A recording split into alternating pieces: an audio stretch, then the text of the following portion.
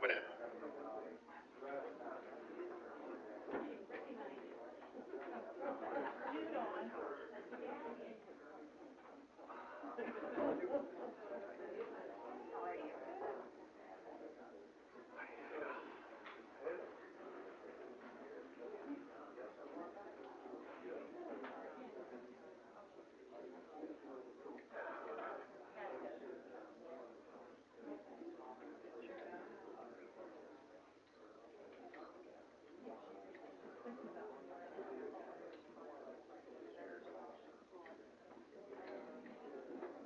I'm trying to think where I think it was with Clark. I think it was with Clark.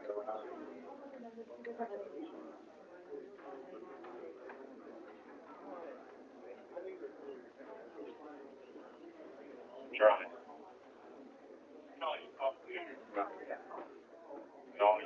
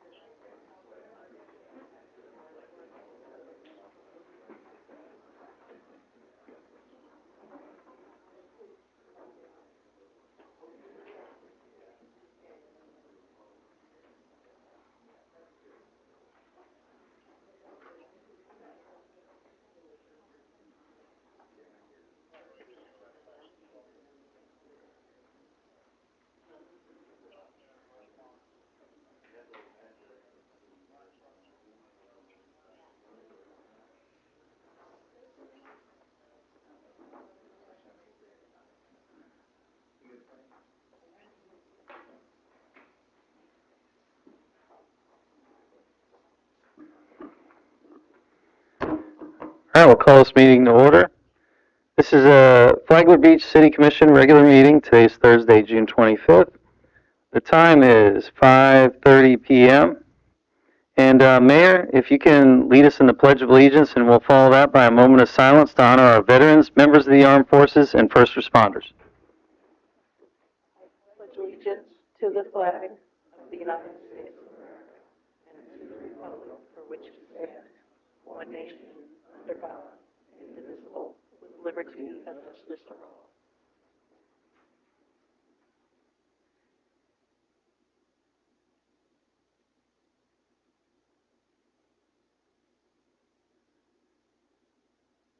All right, thank you.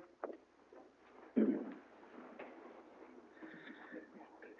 while everybody's getting seated, if you could take a moment to look at your cell phones, make sure it's silent, vibrate, or turned off, please.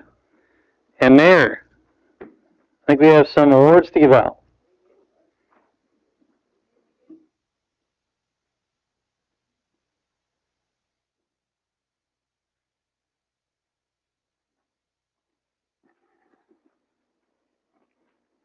Lieutenant Greg Evans and firefighter Matthew Malik, please come forward.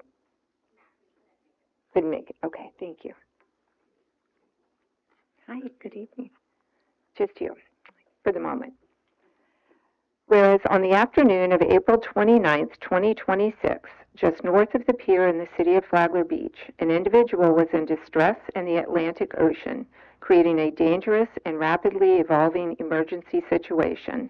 And whereas Lieutenant Greg Evans and firefighter Matthew Malik responded without hesitation and entered the ocean under hazardous conditions in an effort to rescue the victim.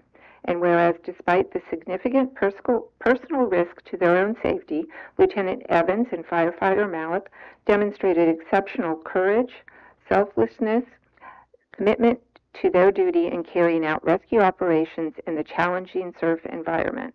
And whereas their actions exemplified the highest traditions of the fire service, placing the welfare of another above their own personal safety and acting with professionalism and determination under extreme circumstances. And whereas the city of Flagler Beach recognizes that emergency response efforts are often conducted in uncertain and dangerous conditions, and the acts of valor are measured by the courage displayed rather than the ultimate outcome of an incident. And whereas the actions of Lieutenant Greg Evans and firefighter Matthew Malik reflect great credit upon themselves, the Flagler Beach Fire Department, and the community they proudly serve. Now therefore be it proclaimed that the City Commission of the City of Flagler Beach hereby recognizes Lieutenant Greg Evans and firefighter Matthew Malik for their extraordinary courage, selfless actions, and devotion to duty during the ocean rescue response of April 29, 2026, and presents them with the Flagler Beach Fire Department Medal of Valor in recognition of their bravery while placing themselves at personal risk in an effort to save the life of another. In witness thereof, I hereunder have set my hand and caused the seal of the City of Flagler Beach to be affixed this 25th day of June, 2026. Thank you. On behalf of all. I did not.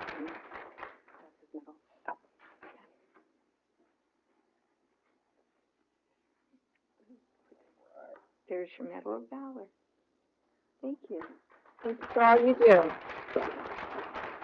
Okay.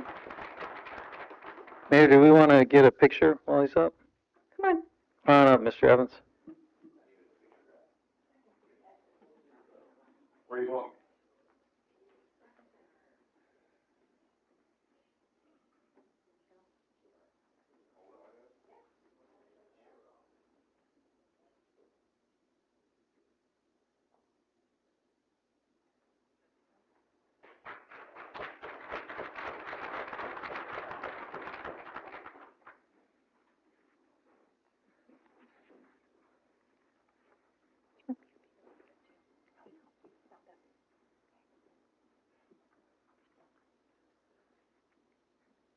Could driver engineer Kayla Mullen and firefighter John Strickland please come forward?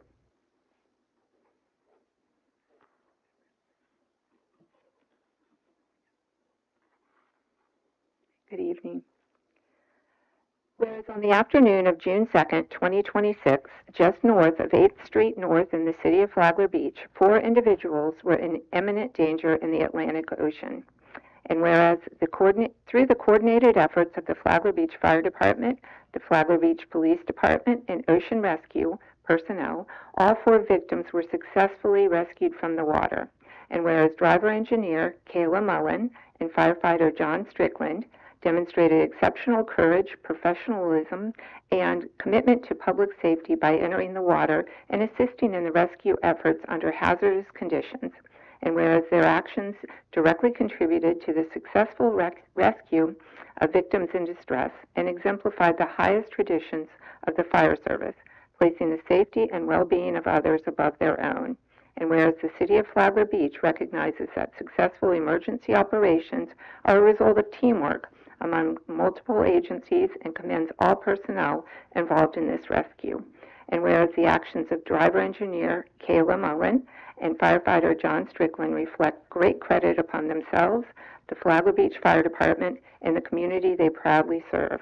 Now therefore be it proclaimed that the City Commission of the City of Flagler Beach hereby recognizes driver-engineer Kayla Mullen and firefighter John Strickland for their outstanding life-saving actions and presents them with the Flagler Beach Fire Department Life-Saving Award in recognition of their courage, dedication, and service during the rescue of the 4 individuals from the Atlantic Ocean on June 2nd.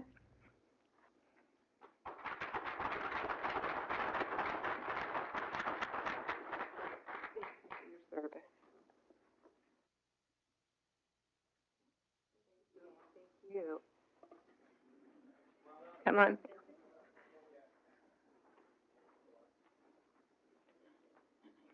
And I can grab one from over here.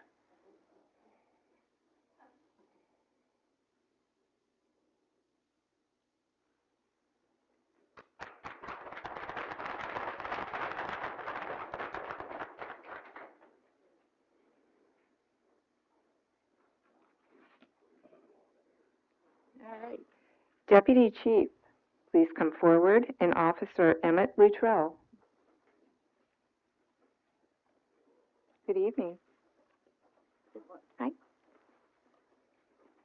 Whereas the afternoon of June 2nd, 2026, just north of 8th Street North in the city of Flagler Beach, 4 individuals were in imminent danger in the Atlantic Ocean. Whereas through the coordinated efforts of the Flagler Beach Fire Department, Flagler Beach Police Department, and Ocean Rescue personnel, all 4 victims were successfully rescued.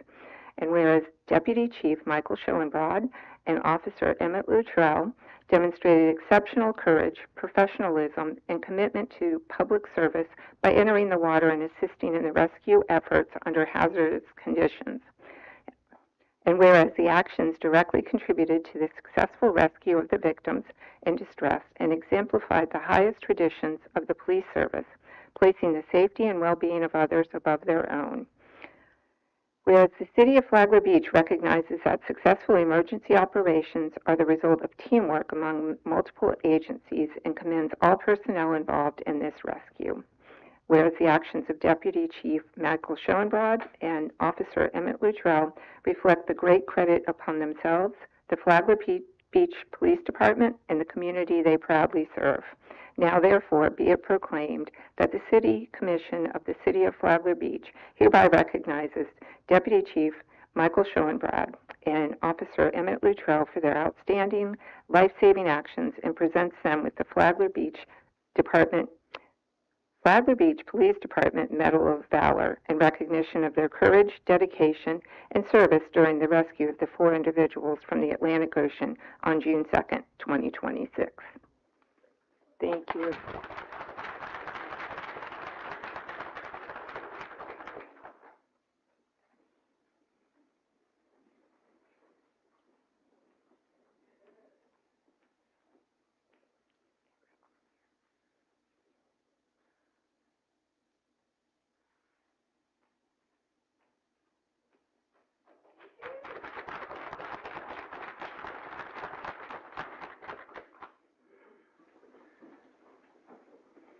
All right, that's it, Mayor. All right, we'll move on to deletions and changes to the agenda. City Manager, I'll let you go first. Thank you, Mr. Chairman. Staff recommends removal of the camera issue, which is item 7B, Resolution 2026-50 from the agenda. Okay, is everybody okay with that? All right. And then I also noticed that we have a new item also, 7C. Right? Okay. Just want to make sure does everybody have all the backups and everything you need for it? Okay. All right, any other changes? Okay, we'll move on to public comment. This is regarding items not on the agenda. Citizens are encouraged to speak. Each speaker has up to 3 minutes to address the chair, one opportunity to speak, and if you can, just start with your name and address for the record so we can account for it. So we'll open this up, public comment. Chief, what do you got? It is a great day when we can start our City Commission meeting with life-saving awards for both your Flagler Beach Fire Department and Flagler Beach Police Department. And I'm going to add to that, while what I have to say will not compare or not come close, I do want to let you know that as of this morning, your Flagler Beach Police Department is officially accredited agency through the Commission for Florida Law Enforcement Accreditation. This has been a 2-year endeavor that we took part in. It started with Chief Downey and ended on my watch, and it took a lot of work to get this, so it's with a lot of pride that I stand here before you and get to show you this accomplishment. So I thank you all very much. Nice.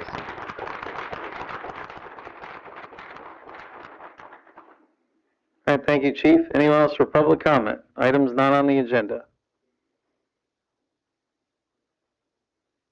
Come on up, Paul Ike. Chair Cooley, members of the commission, Paul Ike. I live on North Flagler Avenue here in Flagler Beach. Don't have a question or anything else, just a thought and a comment. Been thinking about this for a while, and that is that the city has made a major move in expanding its resources, its population, and everything else through the annexation. I don't know if I'm behind the curve in this, but what I would propose to the commission is a integration committee made up of residents of the city to help our new residents understand what it means to be a resident and a citizen of the city of Flagler Beach.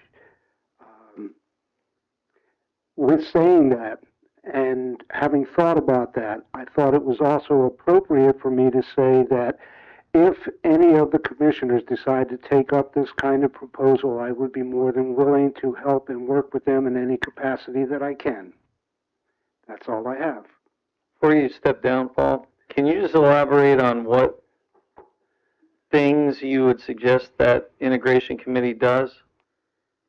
The integration committee, as I have kind of thought it through, is an effort to welcome the new residents on the west side of the Intercoastal. Also, in regards to that, I couldn't help but think that at this point in time, it may be time for the commission and the residents of the city to think about the possibility of reorganizing how we run our local government and who runs our local government. I have a tendency to think that the days of people or anyone running for a seat on the commission unopposed is probably sort of like the dinosaurs in the Cretaceous era. I think those days are over, and we need to look at what our charter says, what may need to be changed, if anything at all.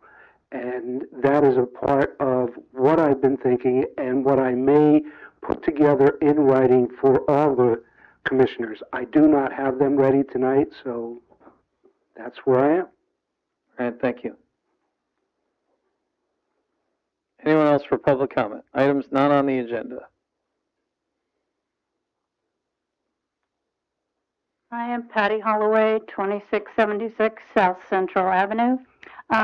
I thought we were going to discuss about the cameras tonight, but anyway, I just have a question regarding the data center that's being installed in Palm Coast. how is that going to affect Flagler Beach water, water quality, and our rates, and our energy, or electric? Okay. What we'll do is, any questions that you have, we'll answer them at the close of public comment. Okay, And if you have any other questions or whatever, just by all means cover all of them right now. okay, that's all for now. Okay, Thank you. All right, anyone else for public comment? Items not on the agenda. All right, seeing none, we'll close public comment. First item, Paul Ike was talking about integration committee. City manager, your thoughts on that? I think it's a fine idea. I think we have several historic documents or documents that we can review and cull and figure out how to create a modern welcome wagon for, and I would expand from what he said. It's not just the obvious ones that are part of the annexation, but we have people moving in on this side of the island as well. And if there's a way we can track that or figure out how to issue a welcome wagon to people, whether it's through neighbors or something like that, make it known that we have these resources available. No, I think it's a great idea. Okay. Any other thoughts on that up here? Mayor? If we can incorporate some of the Citizens Academy documentation, I think that might be a great way to incorporate basics, not the whole notebook. And of course, you can never get everything from the dialogue of the Citizens Academy, but that would be a great way to get the information into new residents' hands. All right. Any other thoughts before we move on to the next one? All right. Next comment was about the Palm Coast Data Center, water usage, and how it affects us. City manager, you'll probably be the best, just for a public record, just take everybody through, the It shouldn't differences. affect our water systems are completely separate.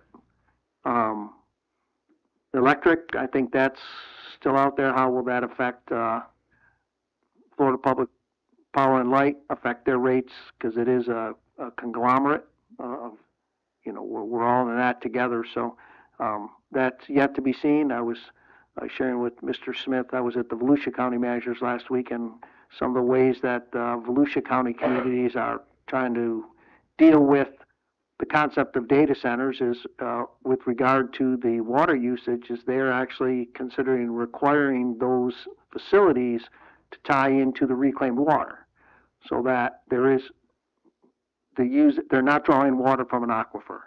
And they've also contemplated about requiring data centers to have their own power source, so that they have to invest in their own power source and their power demands don't affect other residents' power supply. So I think there's a lot of options going, but I think most definitely our water source, our water rates shouldn't be affected due to the data center.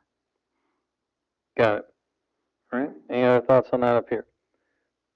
The only thing to add to that is there was a whole lot of inconsistent style reporting happening about square footage of what it was going to be, and comments made, and Palm Coast has been having to respond to a lot of it. We have approved as a city, I believe it's up to 6 cables with our agreement, and somewhere in that literature I was reading that for them to go to the square footage that would be a genuine concern for the community, it would need more cables than that. So unless they make landfall somewhere else, if there was something that was going to be large enough where it could be a detriment to the community, we're kind of the gatekeepers to that. And so Flagler Beach say, we're just not going to approve more than 6 cables, find somewhere else. So that's always an option too, but in our agreement we approved up to 6. And so the concern about a gigantic monumental thing is limited by cables, which is a problem for them, because as far as we're concerned, we're at 6. And I think the Palm Coast officials have been very clear that what they've approved and what the company is asking for are 2 different things, and that there is, if they want to do what they've said they're going to do, that is going to require additional planning review and city commission review in Palm Coast. So I think they're aware that the public concerns about expanding beyond what was already approved. All right, good info. All right, any comments on that before we move on? All right, we'll go on to consent agenda. Consent agenda consists of item A, which is regular meeting minutes of June 11th. And then item B is approving the fiscal year 26-27 funding agreements between the City of Flagler Beach and the Volusia Flagler Transportation Planning Organization. Anything that y'all want to pull or have questions about on that? No? All right, let's open this up public comment. Any members of the public have questions about consent agenda? All right, seeing none, we'll close public comment. Look for a motion. Motion to approve the consent agenda.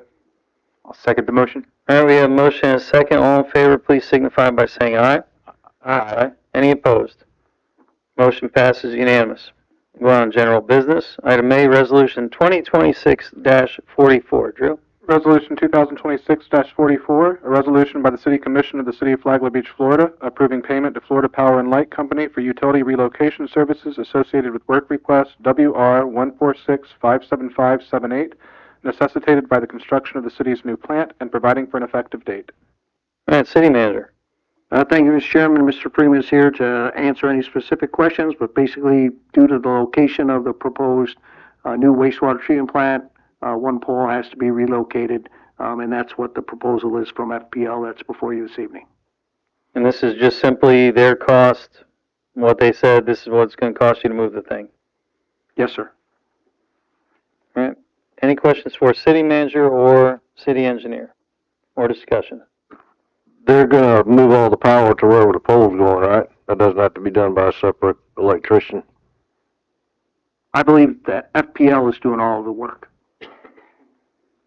City Engineer, looks like you're ready to answer that.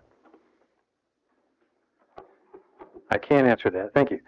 So yes, FPL, that is a cost for FPL to do all the work associated with relocating the poles, and setting new poles, new transformers, and everything else associated with getting power rerouted. This is going to supply the existing facilities that we have now. This is not for powering the current wastewater treatment plant. This is, or the new proposed wastewater treatment plant. This is just going to keep power to the original facilities that we have now. So they're not necessarily related, other than the fact that the new wastewater treatment plant is in the way of where the power poles are, and so we have to relocate it accordingly. So, just for clarity, is this going to need moved twice? No. Okay. I'm looking at 3 on the map. New pole There will be, on the west side, one on the east side. Yes, there's going to be a total of, I believe, 3 new poles, a new transformer. They're removing 1 pole. So this is for all the poles and all the electrical work. That's for all the work associated with this project. Gotcha. all right, any questions for City Engineer while he is up? No? Any further discussion? Look for motion. Motion to approve Resolution 2026-44. I'll second. All right, we have a motion and a second. I'll open this up, public comment. Any members of the public wish to speak on this agenda item? All right, seeing none, we'll close public comment. Further discussion? Any, if you can call the roll, please. Commissioner Santori? Yes to motion? Commissioner Spradley? Yes to the motion. Commissioner Sherman? Yes. Commissioner Cunningham? Yes. Chair Cooley? Yes, the motion. Motion passes unanimous. Item, was that 7B? Yep. 7B was pulled, so we'll move on to 7C, which is Resolution 2026-54. Drew? Resolution 2026-54, a resolution by the City Commission of the City of Flagler Beach, Florida, amending Resolution number 2026-28 to comply with the requirements of House Bill 803, Building Permits and Inspections Act, and to modify the temporary reduction of certain building permit fees, provide for legislative findings, providing for conflicts, providing for severability, providing for an effective date. All right, City Manager. 2 different components to this, and Mr. Urquhart is here this evening to clarify anything. 2-part, the state did pass some legislation that now requires no longer requires permits for single-family residential projects valued less than $7,500, with the exception of electrical, plumbing, mechanical, gas, and structural work. So things like fences, sheds, things like that, that cost less than $7,500, no permit is required for. So if your neighbor can build a fence, and it's up to the neighbor to make sure that it's built in the right location and all that, so the city will have nothing to do with that. The other component is because of the anticipated loss of revenue for those permits, the city had previously reduced our building fees to 25% of what is our published fees. This resolution takes that reduction to 25% up to 75%. So we're going back up because we're going to be losing the revenue from the 75. So this is a two-part resolution going back to 75% of the published building permit fees and complying with state statute that projects less than $7,500 are exempt from permit requirements. And along with that, in that same House Bill 803, it's also part of what this is doing is complying with the requirement that permit fees be based on actual costs, which they were, but we're no longer able to use a valuation method where permit fees are based on value of project. So this is also making that change, the fee schedule to the fee schedule. So if you're doing a fence project below 7,500, let's say it's new, not a repair. Have at it. There is you still have to apply for the exemption. So you still have to submit a form to get the exemption. But yes, those will be exempt. And I've heard that woo from a lot of jurisdictions because it's going to mean more neighbor-to-neighbor conflicts, and the city will be out of them for good and bad. Right. And that preempts municipalities from being, say, more strict and say if this is a new fence as opposed to repair. It's really all it's dealing with is the building permit side of it. It's saying these are exempt from these, and it's not specific to fences. It's, as the city manager said, it's projects less than $7,500 that aren't within the trades or structural. And for those projects, it's that they claim the exemption. They don't have to have a building permit. And so it could be fences, it could be other, but there will likely be more neighbor-to-neighbor disputes because I don't like what my neighbor built. And it has historically, when that happened, where did you go? You came to City Hall and say, how did this get approved?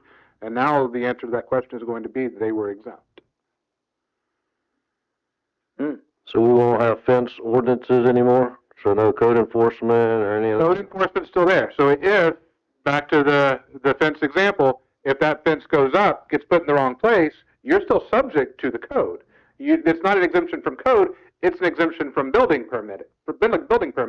But since building permit was the opportunity for jurisdictions to say, oh, you're putting in a fence, let us help and make sure you're putting it in the right place, those were being caught in the building permitting process. So now if you're building a fence and you claim that exemption so you don't submit building permitting, we don't know what you're building until it's in the ground. And then if there's a complaint from neighbor and it's on my property and we can verify that, it's beyond a setback or whatever the issue is, it's still a code enforcement. It's an exemption from building code permitting. It's not an exemption from our code. It's just that building permit was the opportunity we had before it went into the ground to stop somebody and say, wait a second, you have a problem here with what you're planning. You can't put it there. So there will be more probably code enforcement generated because of this also, yes. So if there's no permit and they put up a 10-foot fence where it's not supposed to be any higher than 6 feet, they don't get a permit for it. That's when code enforcement's going to come and say your fence is too tall. Right. As opposed to catching it at the permitting phase. Mm-hmm. Gotcha. Hopefully those get caught sooner in the process than later. You know, if code enforcement sees it going up, code enforcement likely will intervene at that point. It looks like you're doing something here that's going to be a problem later. But what is going away with that exemption for those projects that fall into the exemption is that opportunity to catch it at the planned days. Commissioner Santor. So what could be or will be the process to prevent someone like me as a resident putting up a fence that I do it correctly? Education, and as I said, to actually get the exemption, you do still have to claim the exemption. One of the questions I've been getting from jurisdictions the past few weeks is, well, can we charge a fee to claim the exemption? the statute doesn't speak to it, but that kind of cuts against the entire intent of the statute, which was to exempt the small single-family projects. And just in case that didn't make it into the conversation, we are talking about single-family residential here. We're not talking about everything. We're talking about projects on single-family residential. But so when that exemption is claimed, that will be an opportunity for building departments to say, hey, just, if you don't mind sharing with us, what do you plan to build? Oh, it's a fence. Hey, we're happy to help you make sure it goes in the right location. This is where it has to go by code. So there's an opportunity in them coming to claim that exemption. So there's still an opportunity, it's just that we're not getting any revenue for that service, correct? Yeah, so we're not getting the opportunity to say, no, you can't put it there. So let's take fees out of the discussion. Let's say the city wants to just ensure accuracy with something like new fences. If you say, we're not going to charge permit fees, right? Or just have some type of thing where we get to have a shot at. 803 is strictly about building permit fees. So I do work with jurisdictions that are considering moving what was being done through the building permitting process into more of a zoning review. And they've asked the same question. You could charge a fee for that. 803 doesn't touch on non-building permit related fees, as long as, again, still has to be related to cost. That's been judicial law for a long time. It's also come January 1. It will be statutory law, although, again, all of our fees have been based on cost to provide the service for a very long time, because the courts have been saying it for a very long time. But you could have a fee for that review, and they are, at least in theory, considering doing exactly that and making it a zoning review instead of a building department review. Even if anything, just at no cost, or, right now, building department is at a point where we're having to adjust fees because there's, for lack of a better term, an abundance of money sitting there because of, it's an enterprise fund. It has to be operated within the parameters, but some type of check and balance is, and so legally we can go down the road of looking at options for a check and balance if it doesn't involve fees or permit fees, right? Again, it's not, 803 is not related, it's discussing fees, but within the context of a building permit.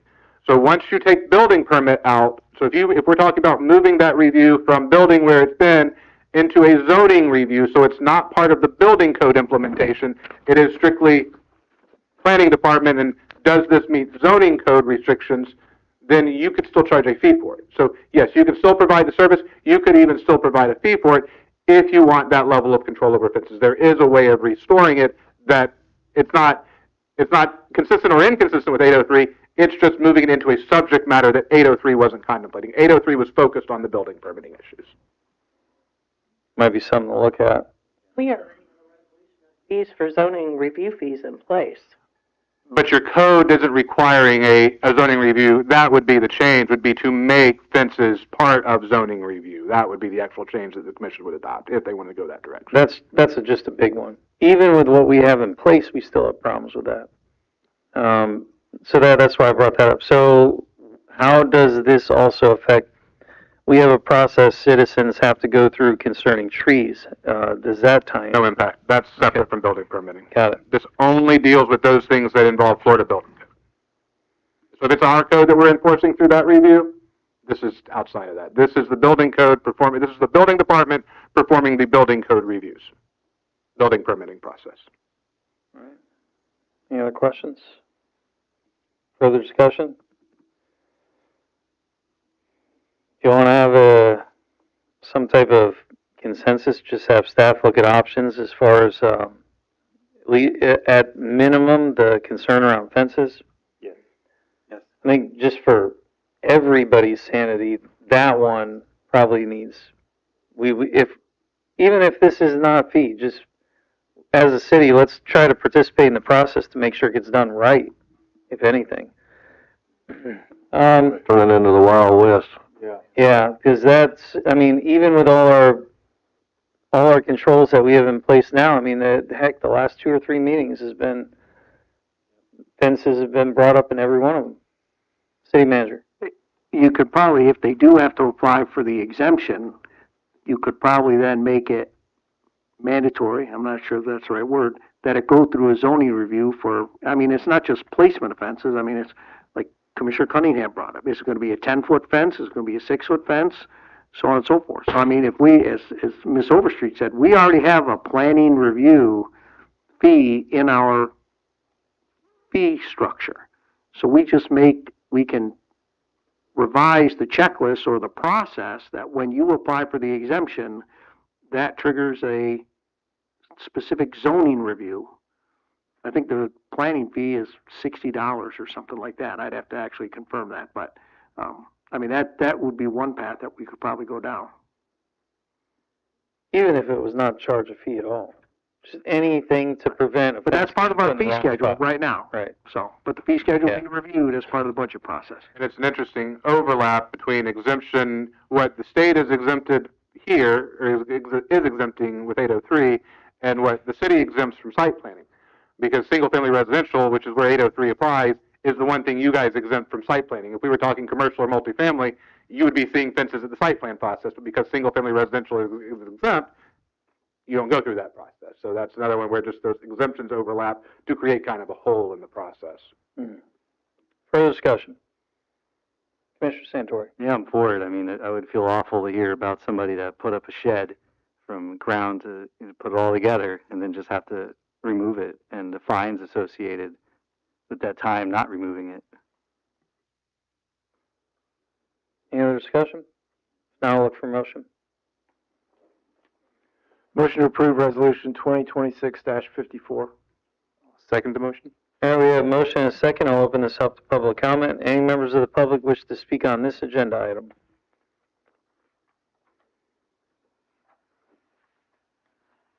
All right, seeing none, close public comment.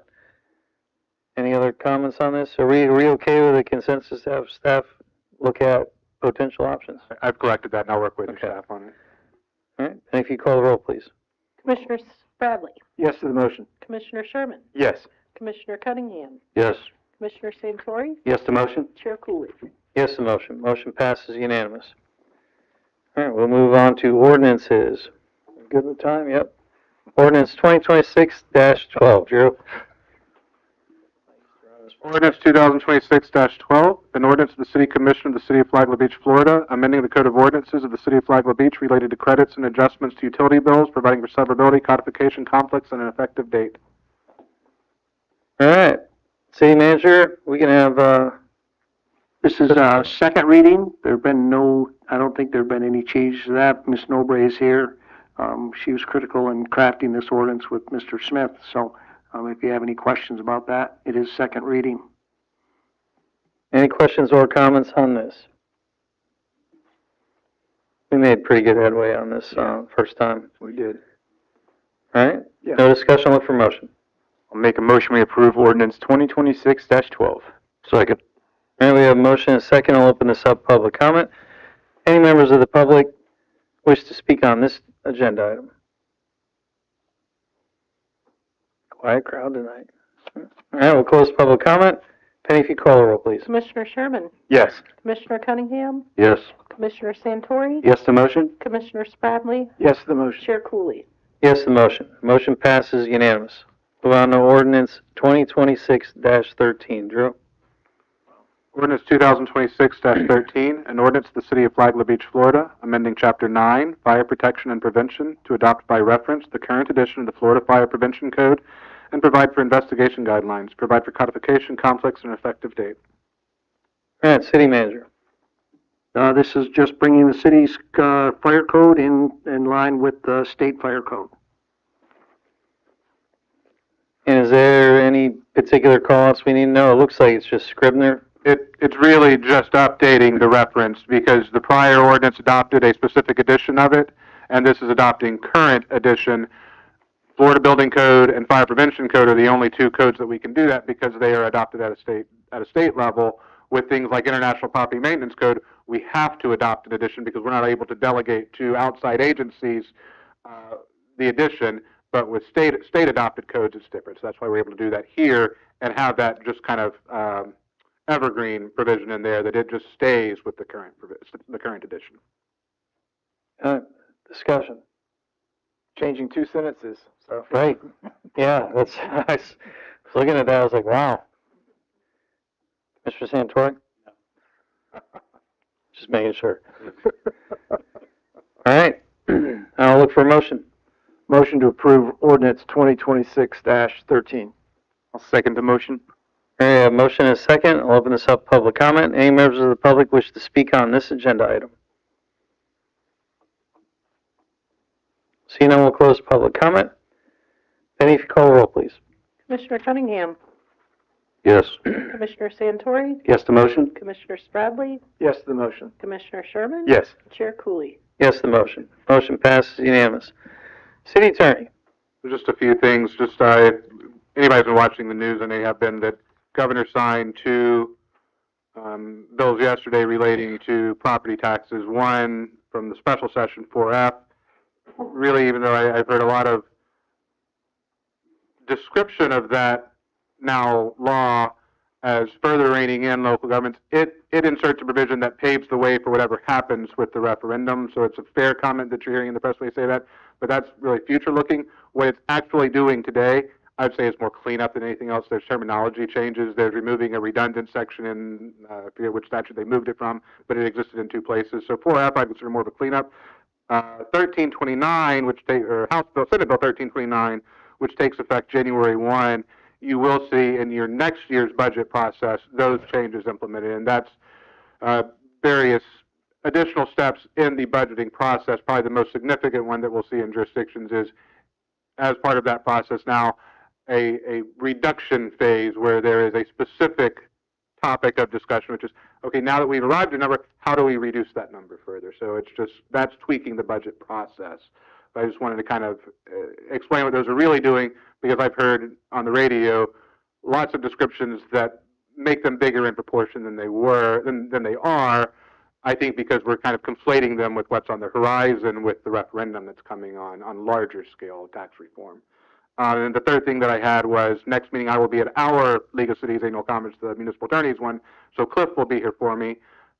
Be nice to him, but he's semi-retiring in November, so you do have my permission to give him a hard time. Nice. That's all from me, Chair. Thank you. All right. Thank you, Drew. City Manager. I'd like to thank the Facilities Department for their efforts out there in Veterans Park. They've been replacing a lot of the bordering, the black plastic. They have the white masonry or concrete scallops around the gardening beds, including those in front of City Hall as well. The amenities that I mentioned at the last meeting will be installed or moved to Veterans Park on Monday. So there are basically 3 pods, let's say. Each pod consists of a shade umbrella, a table, 2 Adirondack-style chairs, and a bench. So there'll be it's Veterans Park, so there'll be a red pod, a white pod, and a blue pod. And we have worked closely with Mr. Bula from the Compass Hotel to get his buy-in to both the style of the amenities as well as their placement. So those will be placed. He walked the grounds with us. So that's moving forward. I am scheduled to meet with the landscape architect. It was scheduled for this past week, but he was waylaid. So the meeting is scheduled for next week to start coming up with some conceptual ideas of how to reconfigure Veterans Park. So hopefully I'll have those go through the Parks Committee, the CRA Advisory Board, and then come back to you as well. You've been, a lot of the 4th of July activities have been shared with you about those of you participating in the parade. Again, staff's been working to spruce things up, so look forward to hosting the 4th of July activities. We will also be, since our New Year's Eve numbers, we happen to have a 2, a 5, and a 0 handy. We will be putting up the 2, a 5, and a 0 at the standard spot for the numbers. The 2 will be further decorated with red, the 5 will be white, and the blue will be, or the 0 will be blue. And we have strung cable between 2 trees directly above where the numbers will go that we will hang a flag. So hopefully that'll get the same pictorial turnout that we see at New Year's Eve. So those numbers should be installed on the 1st, so those will go up on Wednesday. They will be lit as they were for New Year's Eve as well. Proud to say that I think for the first time ever, everyone is going to the League of Cities. I think we have to keep the pressure on one person, who shall be unnamed, but. That's a big statement. I It's think, early in the game. again, I've shared that with Mr. Fernandez, that Commissioner Cunningham is bringing a +1, so is Commissioner Spradley, and so is the mayor. We're trying to set up our transportation, all that, but I think it'll be an exciting time to have everybody there, especially, and we've got Miss Overstreet and her +1 joining us as well. I think this is a critical time to go down to the League of Cities, especially with the property tax issue in front of us, to learn more about how should we address, or how do we go about informing people about what the property tax referendum is. So I look forward to being down there with you and going through all that. So I had a great time in Orlando today with the police department. It was good to be recognized. They received plenty of kudos from other Volusia County agencies, and they recognized what a hard road it was, especially for an agency as small as ours is. So a lot of compliments from other agencies throughout the state. So a job well done by Chief Downey and Chief Blanchett. And Jamie, who was the accreditation manager. So he was there as well with us. So he deserves a lot of credit as well. So pending any questions, that's all that I have. Any questions for City Manager? I had one. So the landscape architect and the plans for Veterans Park. So you talked about getting that, then having the CRAA board look at it, and then having Parks look at it and all that stuff. I guess my thought is, should Commission take like a first shot at this or anything? Here's what I worry about, because we've seen this happen. Whatever plan goes through that process gets all the way to us, and then it just gets completely blown out, and then we're back to square one. The intent is to come up with 3 possible renderings. The key question that's been brought before the other 2 boards, as well as you, is what is the central feature that you'd like to see where the fountain is? Do you want to see it remain a fountain? Do you want to see it more oriented toward veterans? One of the discussions was kind of pedestal, knee wall type size things with each branch of military service recognized with their seal or crest. You know, I think staff is, before we even get to this point, I think staff has pushed back on flagpoles for each different service because of the maintenance and wear and tear on the flags, and I'm not sure if Mr. Bula would support that. So basically, we're at the point where I'm going to ask the landscape architect, I think here's correct me if I'm wrong, the general consensus is it doesn't need a whole lot of work. It needs to be cleaned up, freshened, bury the electrical, redo the water, and we'll see how active it becomes once we put these amenities out there, because even though it's been warm, there has been more and more people in Veterans Park. I think if we can work on the benches, you know, there's been talk by all of you about making the walkway, making that bricks. So instead of having the recognition of veterans mounted in the benches, people can buy bricks, or you make that a brick walk. So we're only at the bare bones, and that's all that I'm, you know, I have one show on a fountain. Maybe it's the fountain Mr. Bryan brought forward. Another one have more monuments for the veterans. What do we do with the berms? You know, how do we straighten out I mean, there's a couple plaques out there recognizing some very historic people in Flagler Beach history. To be honest with you, they look like crap. And it's like, so how do we clean those up? Where do we relocate those to someplace else? You guys have been here longer than I have. What was the purpose of the berms around the fountain? Do we take those berms out? What's the condition of all the trees?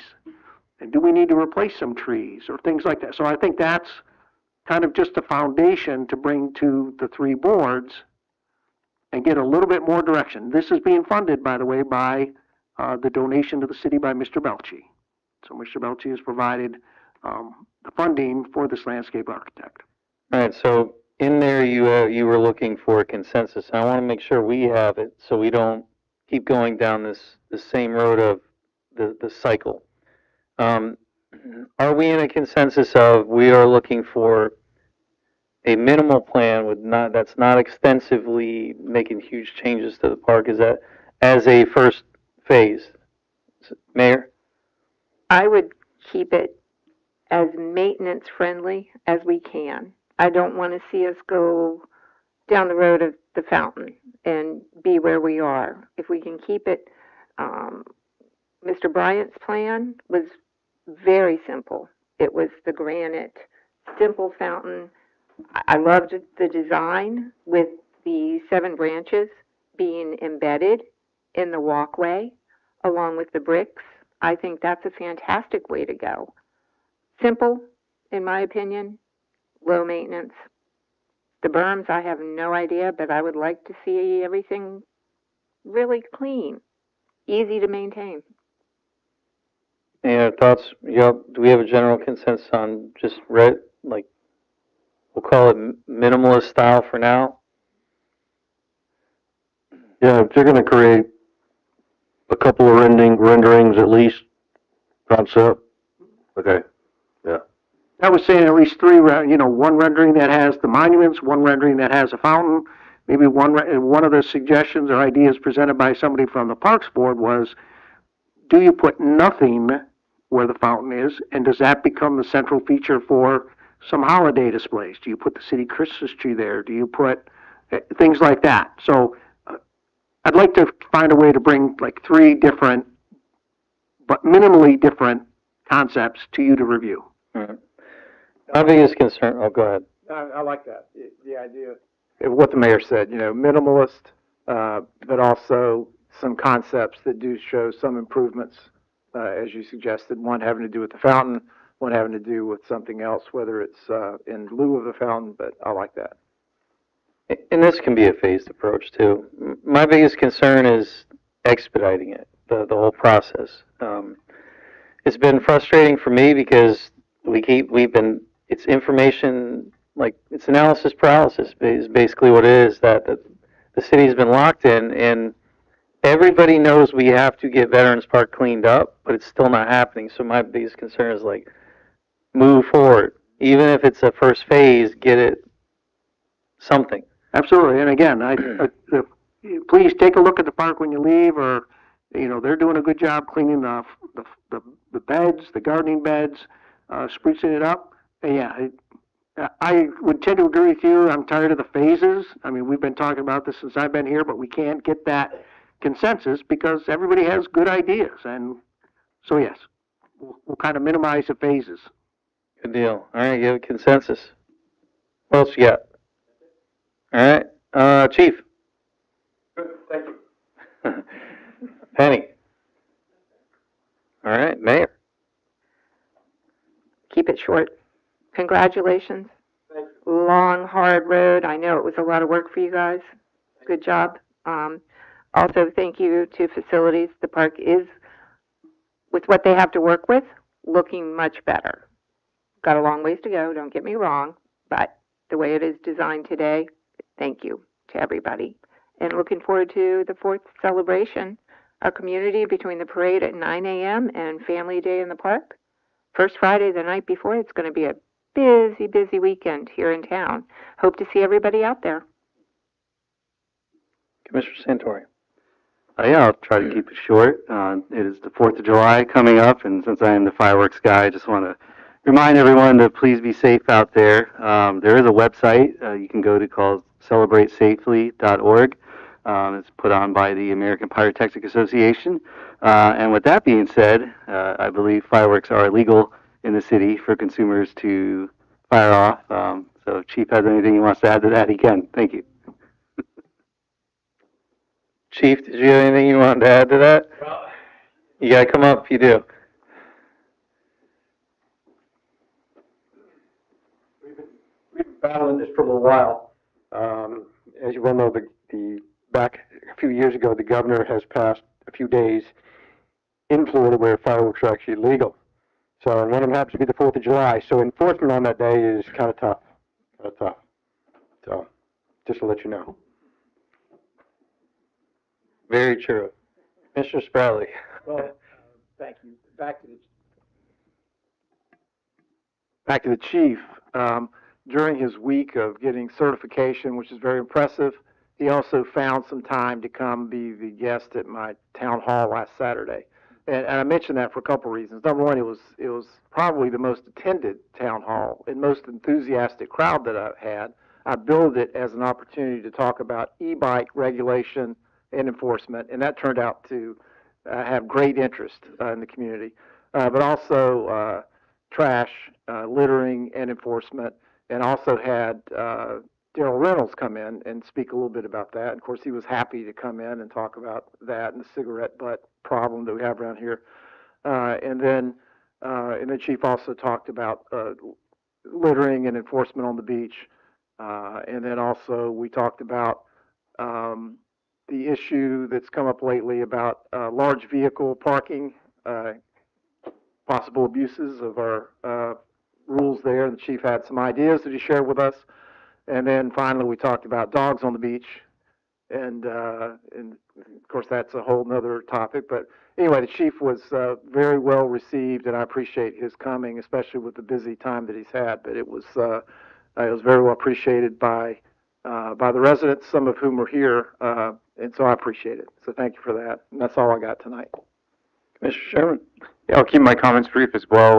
Kind of piggybacking off of Commissioner Spradley's coffee with the commissioner. There'll be a cleanup with the commissioner on July 5th at 8 a.m. We're going to go ahead and start that. I spoke to Daryl about that, so if anybody is up on that Sunday morning to help clean up, it would be greatly appreciated. I believe he's also trying to get the lifeguards out to help with that cleanup as well. So. City manager, I know your staff's going to be busy working all weekend, but maybe challenge your staff to come out for that as well if we can, because, this is supposed to be like the biggest cleanup of the year, and, Daryl's putting a big effort in. So encourage the residents to come out to help clean up after the 4th of July. That's all I have. Mr. Cunningham? I can't remember how many months ago it was, maybe 6. We had put out a bid for 4 lift stations from a grant that was about $2 million. Are those done?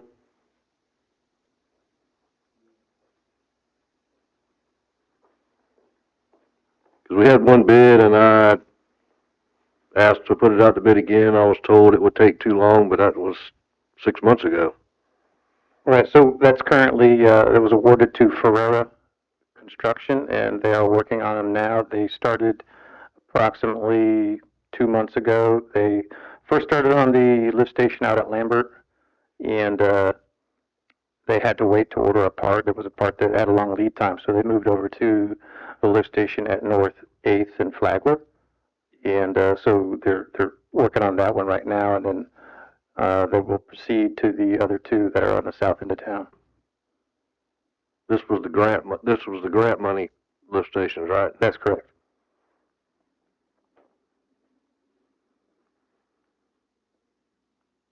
Well, I'm going to talk about I&I every single meeting, and that we don't need a reverse osmosis at the wastewater plant.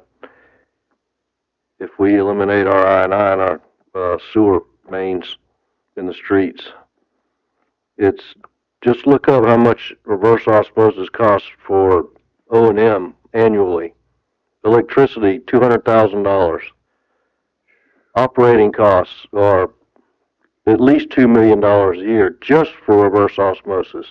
There's a whole lot that's involved in those things. They're very expensive. And you got to get rid of all the brine that it generates. There's filters, pumps, just an enormous amount of electricity. A third of the amount of what the entire plant is in electricity. And that cost never goes away. But it won't have to happen if we get rid of our I&I enough to where we don't have to have reverse osmosis and save $20 million from beginning initially for building it and maintaining it after that. It's extremely expensive. Cities don't do it because of that. That's what I have to say about that, and I'll say it every time until something's done. We're coming up almost on 10 years since Hurricane Matthew, and then Irma was less than a year after that. And everybody flooded. A lot of people flooded that I know. even. So we've had our studies done, study after study. What's been done in the last 10 years to our stormwater infrastructure? Not a lot. We put in the backflows in the storm drain outlets into the river, but there's no maintenance plan for them. I don't know how often they're checked. There's no schedule of anything for operating and maintaining or anything, inspecting them even. At least that's what the Public Works utility stormwater person told me.